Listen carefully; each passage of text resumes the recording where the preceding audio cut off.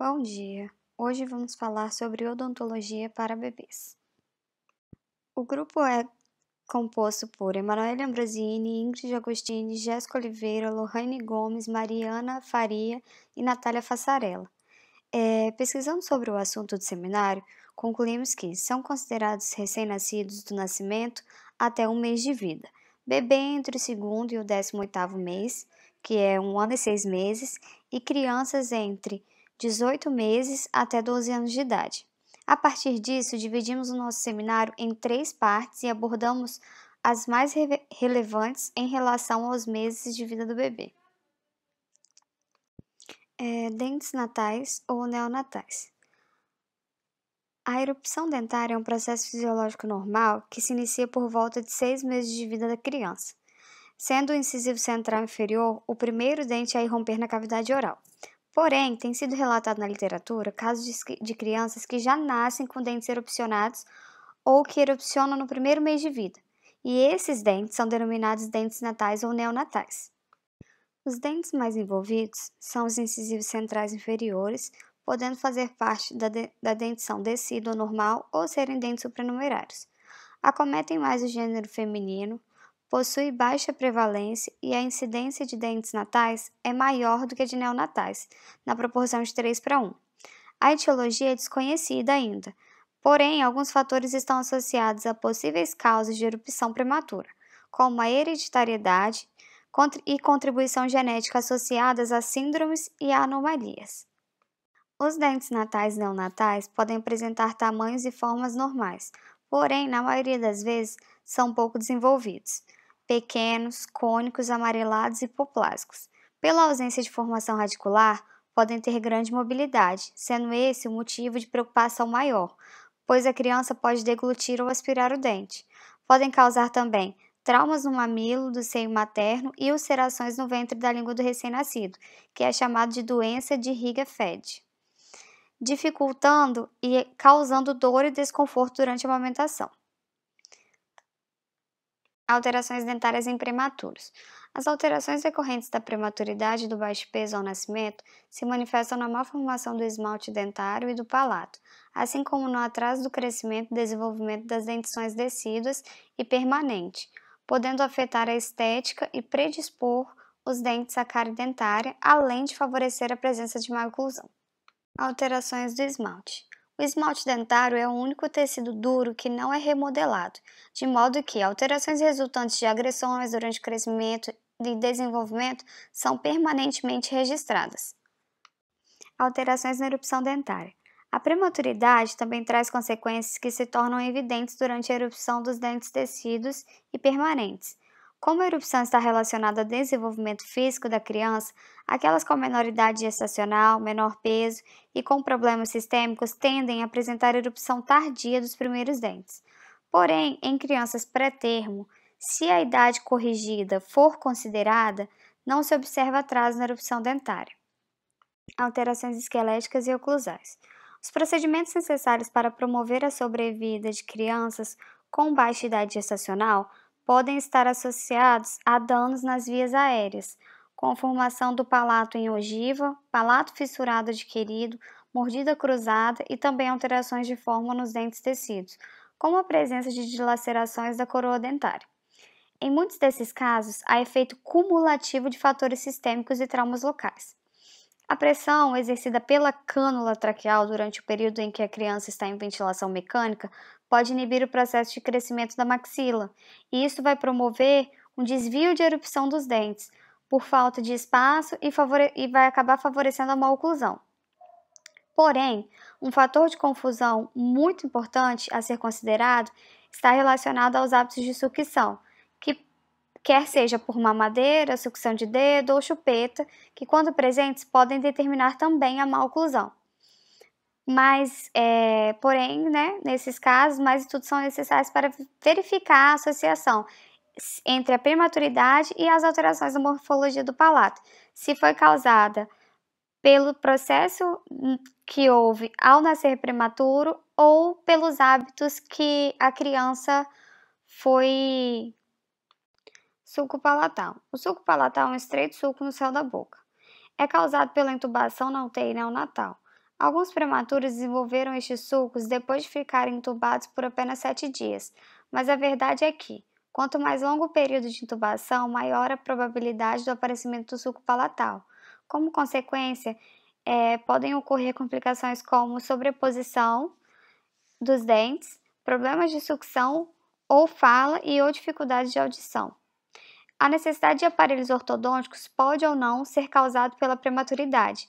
Alguns poucos estudos foram realizados sobre este tema, que continua sendo debatido pelos dentistas. Alguns ortodontistas tratam dentes sobrepostos ou suco palatal com o uso de um espaçador durante os primeiros anos de vida da criança prematura. Outros acreditam que a necessidade de aparelho não pode ser definida até o aparecimento dos dentes molares. Geralmente, erupcionam aos 6 anos de idade e não tratam nenhum problema até que as dimensões da mandíbula possam ser medidas. Funções esqueléticas e oclusões. Os procedimentos necessários para promover a sobrevida de crianças com baixa idade gestacional podem ser associados a danos nas vias aéreas, como a formação do palato em ogiva, palato fissurado adquirido, mordida cruzada e também alterações de forma nos dentes descidos, como a presença de dilacerações da coroa dentária. Em muitos desses casos, há efeito cumulativo de fatores sistêmicos e traumas locais. A pressão exercida pela cânula traqueal durante o período em que a criança está em ventilação mecânica pode inibir o processo de crescimento da maxila, promovendo desvios de erupção dos dentes por falta de espaço e favorecendo a maloclusão. É muito importante o modo como se dá o momento inicial da amamentação natural, pois esse momento ele irá interferir no sucesso ou no fracasso dessa forma ideal de alimentação para o recém-nascido e também para o desenvolvimento harmônico do sistema estomatognático. Do ponto de vista odontológico, é imprescindível o estímulo ao aleitamento materno, porque além dos aspectos nutricionais, psicológicos e até econômicos, a amamentação natural ela estimula a respiração nasal e exercita os músculos da face, o que leva a um desenvolvimento esquelético harmônico e um amadurecimento bucal, que acaba estimulando a tonicidade muscular e o desenvolvimento da articulação temporomandibular. Então, tudo isso resulta na promoção de espaço suficiente para a erupção dentária e acaba evitando ou amenizando problemas como respiração bucal, maloclusão, que é a atresia dos maxilares, uma mordida cruzada, mordida aberta e o apinhamento dentário. Quando a criança nasce, ela sempre apresenta uma mandíbula localizada distalmente em relação à maxila. Por meio da amamentação natural, a mandíbula ela vai se posicionando mais anteriormente. Alguns músculos mastigatórios, como o temporal, o pterigóide lateral, o miloióide, ele inicia sua maturação e o seu reposicionamento. A língua ela vai estimular o palato, evitando a ação acentuada dos bucinadores, e o orbicular dos lábios ele é eficiente na orientação do crescimento e do desenvolvimento da região anterior do sistema mastigatório. Esses exercícios de rebaixamento, antero-posteriorização e elevação concomitantes da mandíbula durante o aleitamento materno, eles proporcionam o crescimento ósseo, o que modificará a relação maxilomandibular para uma posição mesiocêntrica, que vai favorecer o posicionamento adequado dos rodetes gengivais para o irrompimento dos dentes. Então, logo, sob o ponto de vista odontológico, o aleitamento materno ele pode ser considerado uma verdadeira prática ortodôntica, preventiva. E há uma forte correlação entre a presença de hábitos bucais nocivos e a amamentação natural insuficiente, o que constitui aí um dos principais fatores etiológicos das maloclusões dentárias. O recém-nascido ele nasce com um reflexo de sugar e deglutir, o que vai permitir uma pega correta dos seios. A mãe, antes de iniciar a amamentação, ela deve massagear a auréola da mama com movimentos circulares, com o objetivo de torná-la flexível e mais fácil para a pega correta do bebê. O bebê ele deve estar com essa cabeça posicionada quase que verticalmente, o que vai ajudar a prevenir as otites. Porque se ficar mais horizontalizado, pode acontecer do leite que está sendo deglutido ele escorrer para as tubos auditivos. Segundo o Ministério da Saúde, os pontos-chave da pega adequada são uma auréola mais visível acima da boca do bebê, uma boca bem aberta e um lábio inferior virado para fora e o queixo tocando a mama da mãe. A deglutição, a fonação e a respiração, elas podem ser afetadas quando a mamadeira é introduzida precocemente aos hábitos do bebê. E outro mal que tem íntima relação com o desmame precoce é a respiração bucal, na qual ela é definida como um conjunto de sintomas que vai se estabelecer quando o padrão de respiração nasal é substituído por um padrão de suplência bucal ou misto. Então, esse quadro de você dar a mamadeira precocemente, ele vai levar a alterações significativas na organização corporal e ele pode vir a causar diversos distúrbios na criança. O importante é que a sucção do bico da mamadeira ele reproduza ao máximo as condições do aleitamento natural, para que as funções de sucção, respiração e também as funções musculares elas sejam exercidas adequadamente. E para tal, a mamadeira nunca deve ficar solta, apoiada no peito ou na boca do bebê, ela deve estar posicionada, fazendo um ângulo de aproximadamente 45 graus em relação ao corpo. O queixo da criança ele deve estar afastado do bico, para que não impeça os movimentos de sucção e não dificulte a respiração. Além disso, o bico ele deve ser curto, com bojo arredondado e com orifício pequeno, de modo que a mamadeira, se estiver cheia, o leite ele não vai passar muito para a boca do neném, ele vai passar de 20 a 30 gotas por minuto, porque o aumento do tamanho do orifício do bico, ele permite que haja, consequentemente, um aumento de fluxo do líquido na cavidade, o que vai interferir na deglutição correta e pode levar uma futura deglutição atípica, que consequentemente vai contribuir para o desenvolvimento de hábitos orais não nutritivos, uma vez que vai satisfazer rapidamente a sucção nutritiva e não vai permitir que a criança satisfaça toda a sua necessidade, de sucção, de sugar ali aquele leite corretamente. A criança que não mama no peito, ela tem uma tendência maior a uma sucção de dedo ou uma chupeta para poder exercitar essa musculatura e satisfazer suas necessidades emocionais. Segundo Planas, a maloclusão ela se deve à falta de espaço, a qual ela é consequência da falta de função decorrente da ausência de estímulo neural, que é causada pela falta de amamentação. Inicialmente, nós profissionais devemos enfatizar que em muitos casos pode-se prevenir a maloclusão, então a gente não deve recomendar o uso de chupetas e mamadeiras, e quando o hábito ele já estiver estabelecido nessa criança, esses recursos eles devem ser oferecidos somente em momentos críticos.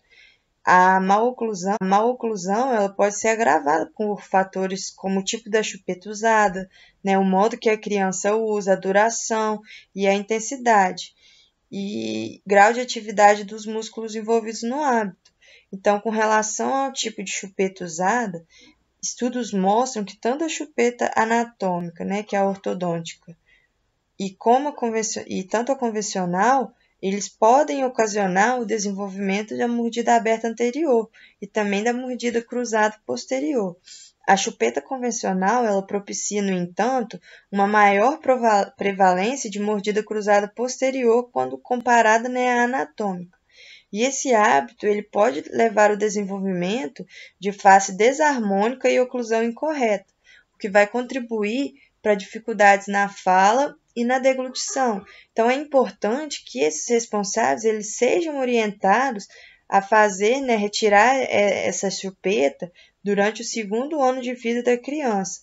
Vai fazendo uma mudança gradativa, para que o hábito ele seja substituído por outras coisas, estimular outras coisas, que aí vai ter um estímulo à atividade adequada, nessa idade, uma vez que o irrompimento dos dentes ele constitui o limite da sucção para a realização da correta mastigação.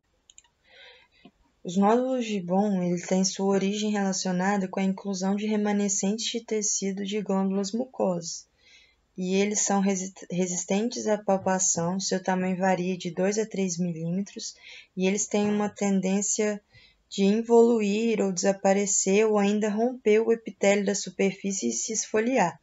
Eles localizam preferencialmente sobre os rodetes gengivais, por vestibular, lingual, palatino, e eles são mais frequentes no arco superior. Esses são os cistos que mais se confundem com dentes, em razão da forma, da cor, da localização e da época que ele aparece, que é geralmente entre o terceiro ou o quarto mês de vida. E a conduta indicada consiste em acompanhamento, observar e uma massagem digital suave. O atendimento precoce é super importante para os cuidados com o bebê e deve se iniciar antes do 1º ano de vida. Levá-lo ao odontopediatra faz total diferença nos futuros atendimentos odontológicos e até mesmo nos cuidados em casa, pois o odontopediatra é capacitado para cuidar de todas as necessidades odontológicas que um bebê ou uma criança possa apresentar, sem falar no atendimento diferenciado que eles apresentam com os pequenos.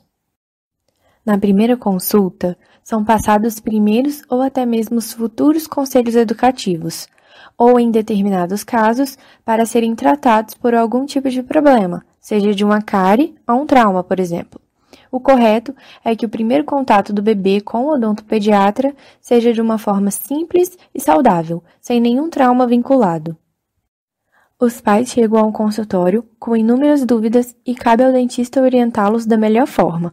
E um ponto importante a ser explicado é sobre os cuidados de higiene que devem começar desde cedo, criando assim uma rotina saudável para o bebê.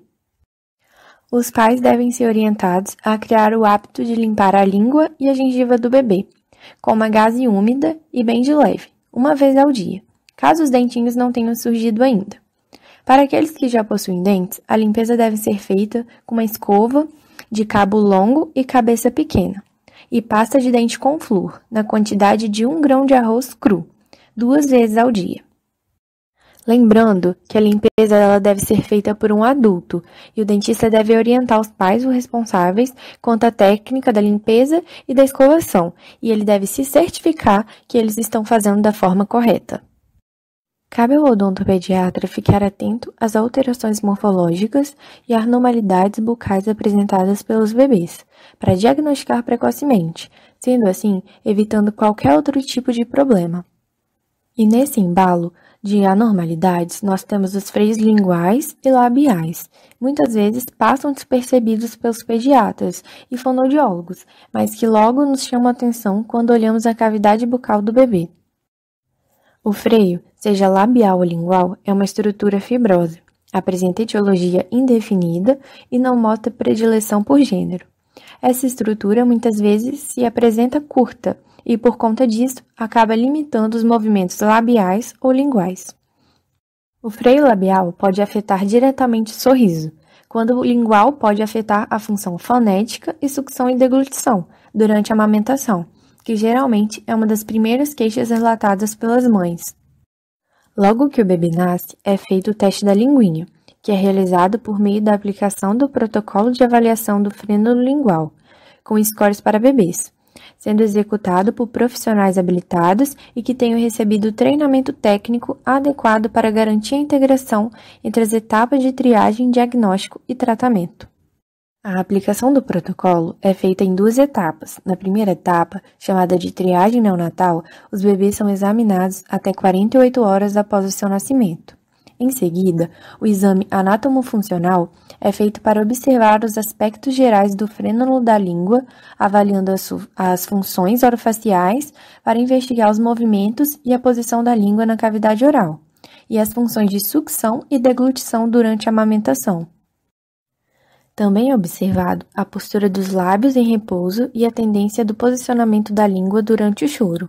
Promove-se também a elevação da língua para examinar embaixo dela, pelas margens laterais, para observar se é possível ou não a visualização do frênulo. Se for possível, verifica-se sua espessura e sua fixação na língua e no assoalho da boca.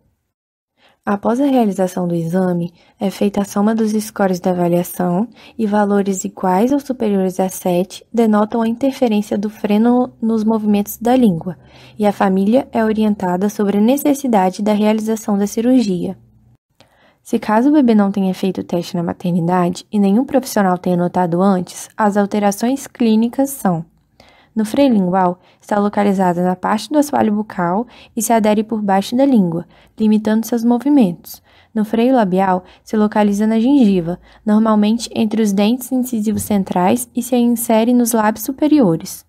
E, por fim, as cirurgias de remoção são, na maioria das vezes, um procedimento rápido, seguro e de fácil cicatrização, muitas das vezes com anestesias realizadas com anestésicos tópicos e sem nenhuma sutura, mas isso depende da idade do bebê e do tamanho do freio. Colocamos aqui para lembrar que no dia 20 desse mês comemora-se o Dia Nacional do Teste da Linguinha e para apresentar também esse site, que é bastante enriquecedor para aqueles que têm interesse em estudar mais sobre esse assunto, e lá eles disponibilizam alguns artigos, cursos e entre outros. Dos 6 meses a 1 ano e meio de vida, o bebê desenvolve a mastigação por meio do ato de morder e mastigar, período que coincide com a erupção dentária. Os dentes descidos são muito importantes para a manutenção do equilíbrio do sistema estomatognático da criança, por meio da manutenção de algumas funções fundamentais como mastigação, fonação, manutenção de espaço e guia de erupção. O rompimento dos dentes descidos se inicia normalmente por volta dos 6 meses de vida, sendo os primeiros dentes os incisivos centrais inferiores. Em uma sequência normal, os próximos dentes são os incisivos centrais superiores, os incisivos laterais inferiores, seguidos dos superiores, os primeiros molares inferiores, seguidos dos superiores, os caninos inferiores e superiores, e, por fim, o segundo molar inferior, seguido do superior. A erupção dos dentes descidos é finalizada por volta dos 3 anos de idade. Um outro ponto que deve ser informado aos pais é que enquanto os dentes estão nascendo, é comum as crianças manifestarem alguns sintomas como salivação excessiva, coceira, além de certo desconforto e irritabilidade, e também podem apresentar febre. Cabe ao odontopediatra orientar os pais ou responsáveis como aliviar esses sintomas, como, por exemplo, com mordedores gelados, que levam analgesia para o local, ou até mesmo uma gaze úmida, passando de leve para diminuir a coceira no local. Alimentação saudável. Então é importante lembrar que a alimentação pastosa começa a partir dos 6, 7 meses de idade. Os alimentos oferecidos nos primeiros 2 anos, eles vão formar as preferências alimentares da criança. Então, quanto mais cedo a introdução, maiores de alimentos saudáveis, maiores as chances da criança aceitar a comer. Então, quais são as orientações da alimentação? Que a criança não deve experimentar todos os alimentos consumidos pelo restante da família, como frituras, refrigerantes, salgadinhos. Procurar oferecer alimentos que sejam naturais, saudáveis, sem corantes. Evitar a ingestão de açúcar nos primeiros 2 anos, pelo risco de adquirir botulismo ou alergias e por ser também cariogênico. E tentar substituir o açúcar pelas adoçantes naturais, por exemplo, como o mel. Então, as crianças, elas fazem uso de mamadeiras e elas possuem hábitos de dormir mamando. Então, pelo fato de estarem consumindo bebidas que podem conter açúcar, o risco de desenvolvimento da cárie é grande. E os hábitos que contribuem para isso são as dificuldades da higiene dental da criança e manter o líquido na boca por um longo período. Então, principalmente durante o sono. Então, deve orientar os pais para higienizar os dentes das crianças quando elas estiverem dormindo.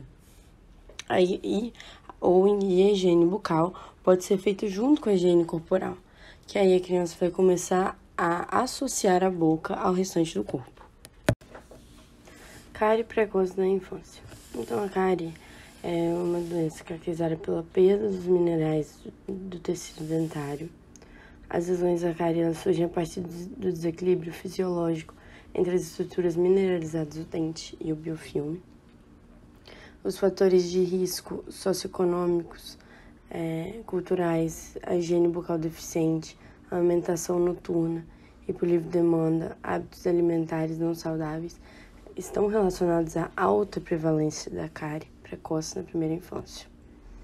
A amamentação prolongada, ela pode promover o aumento da proporção de micro-organismos ácido-gênicos no biofilme dentário, que contribui para a progressão da doença.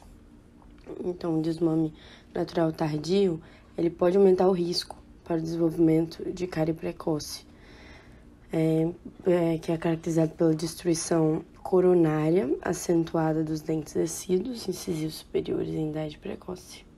Então, sendo os comprometimentos funcionais e estéticos consequências para o bebê.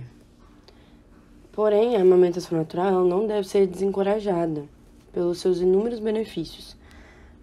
Por exemplo, a proteção contra as infecções e consequente redução da mortalidade infantil, o estabelecimento do vínculo emocional e afetivo entre a mãe e o filho, o estímulo ao crescimento e desenvolvimento crâniofacial, do estabelecimento da respiração natural e como a prevenção de hábitos bucais deletérios. Então, quais as orientações aos pais sobre a cárie?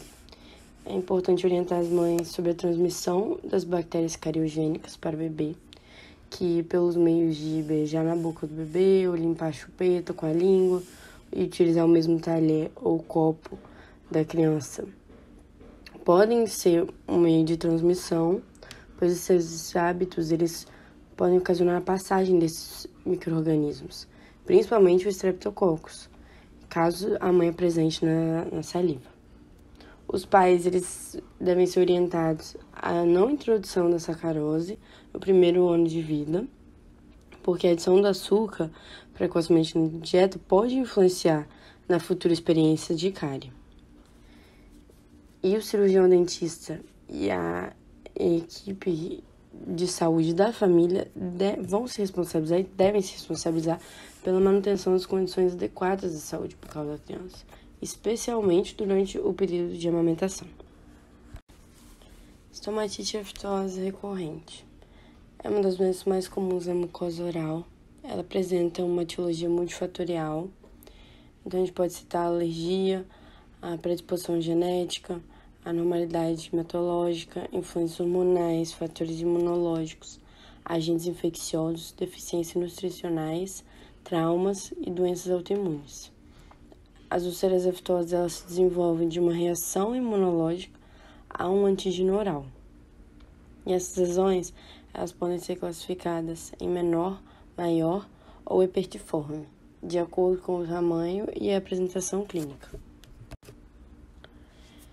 Então, manifestação bucal é comumente encontrada na mucosa não queratinizada e pode ser precedida por uma mácula eritematosa, em associação com sintomas de queimação, prurido ou pontadas.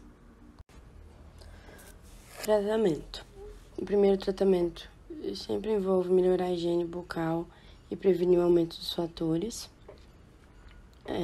Logo em seguida, utilizar o elixir de dexametasona, utilizando pelo método de bochechos e expectoração. E para pacientes com ulcerações localizadas, utilizar o gel de dipropionato de betametasona ou o gel de fluoxinina. Gengivoestomatite herpética aguda. A gengivoestomatite herpética aguda também pode ser conhecida como herpes primária e é a manifestação clínica mais comum específica do vírus do herpes simples em crianças e ela prevalece do 1º aos 3 anos de vida. Então, a infecção primária pelo HVS1 é geralmente assintomática e apenas 13 a 30% de crianças com a infecção primária vão se desenvolver a uma gengivoestomatite. O desenvolvimento antes dos 6 meses é raro pela proteção pelos anticorpos anti-HVS da mãe. Então, as manifestações bucais. A gengivoestomatite herpética aguda dura aproximadamente 12 dias. Ela se inicia por vesículas pontiformes que se rompem e elas formam lesões orais doloridas na boca, na mucosa gengival e na língua. E elas podem se desenvolver e formar úlceras. O aparecimento pode vir acompanhado de linfadenopauta cervical anterior, calafrios, febres e náuseas. O tratamento é feito com a Ciclovir, então 15 a cada 15 mg por quilo, no máximo 200 mg, 5 vezes ao dia, de 5 a 7 dias. Candidíase oral. Então, a candidíase oral em bebês, em criança, é uma infecção muito comum de ocorrer nos primeiros meses após o nascimento. Em bebês, ela é geralmente benigna, mas os sintomas podem incomodar tanto o bebê quanto os pais. E existem várias espécies de cândida, mas a que coloniza principalmente na cavidade bucal é a Candida albicans. Então, as crianças com candidíase oral podem ser divididas em duas categorias. A primeira categoria são crianças que desenvolveram cândida por conta das condições do ambiente, recém-nascidos que foram contaminados no trato gengival durante o processo de nascimento e crianças recebendo terapia antibiótica por um tempo prolongado. E a segunda são crianças com problemas imunes que desenvolveram a infecção por causa de uma deficiência imunológica ou por conta da necessidade de uma terapia imunossupressora. Manifestação bucal da candidíase. São placas cremosas, amolecidas e esbranquiçadas, levemente elevadas. E podem aparecer na mucosa, na língua e no palato. O tratamento da candidíase, ele é preciso ser com medicamentos antifúngicos. Então, pode ser usado em estatina, como suspensão oral, 4 vezes ao dia. E o miconazol, pomada, 200 mg, 4 vezes ao dia também. Mas tem que lembrar que o miconazol ele é contraindicado para menores de 6 meses.